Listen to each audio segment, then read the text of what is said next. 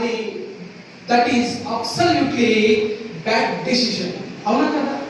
మనము మంచి మంచి నిర్ణయాలు తీసుకునేటువంటి నాలెడ్జ్ ని దేవుడు మనకి ఇచ్చాడు.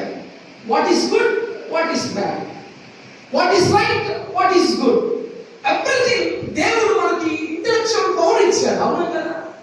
యంగ్స్టర్స్ అనేది మనం చూడగలిగితే ఏ రంగంలో పట్టినా ముసలిలను తీసుకోరండి, చిన్న పిల్లలను తీసుకోరు. ఎవరిని కోరుకుంటాడు? యంగ్స్టర్స్ కోరుకుంటాడు, ఏ రంగంలో అయినా సరే. అవునా కదా? ఎందుకంటే వారికి మెమరీ పవర్ చాలా బాగుంటుంది. అవునా కదా? ఆలోచన జ్ఞానము యవనస్తులకి బాగా ఉంటుంది, బాగా ఆలోచన చేయగలరు. అవునా కదా? ప్రభువుకు ప్రియ దేవుడు, ఈ యంగ్స్టర్ చిన్న కుమారుడు తనకు మంచి ఆలోచనలు వస్తాయి, కానీ మంచి ఆలోచనలన్నిటినీ పక్కన పెట్టాడు. చెడ్డ నిర్ణయాన్ని తీసుకున్నాడు. ఆ తర్వాత